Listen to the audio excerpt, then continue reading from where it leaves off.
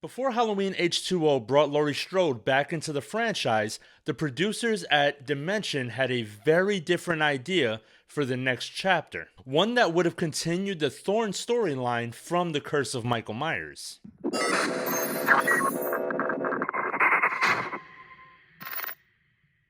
Plunging even deeper into cults, curses, and ancient evil, it was called Halloween 7 Two Faces of Evil, and had it been made, it would have changed the franchise forever. In 1995, Halloween The Curse of Michael Myers tried to explain Michael's power through the cult of Thorn, an ancient curse that compelled him to kill his family in exchange for supernatural strength.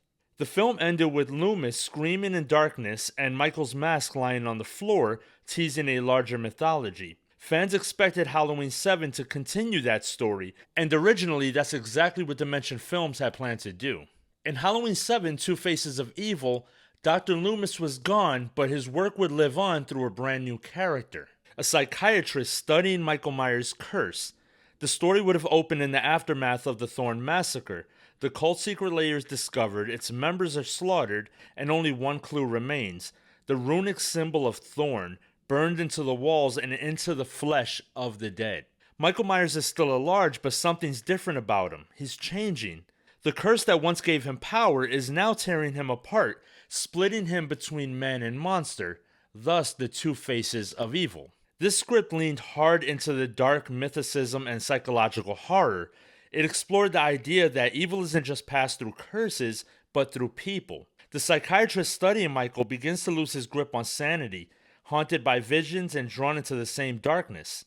Eventually, he realizes the curse may be transferring to him, and that Thorn doesn't die with Michael, it just changes shape. It's the idea of duality, man versus monster, literally embodied. Michael becomes a fading vessel of evil while another person begins to transform. That's the true meaning behind the two faces of evil. So why was this script never made? Dimension Films initially supported the project, but the Thorn storyline had become controversial amongst fans. The Curse of Michael Myers divided audiences. Some loved the mythology, others hated it and tried to explain the evil. The studio realized that the franchise needed a fresh start. When Jamie Lee Curtis expressed her interest in returning, everything changed. The Thorn sequel was killed overnight, replaced by a new concept, Halloween H2O, which ignored parts 4, 5, and 6 completely. All that remained of the Two Faces of Evil were fragments of the ideas. There were a few script drafts and the title, but ultimately the script was completely abandoned. So what if it had been made? It's interesting to look back at Two Faces of Evil now.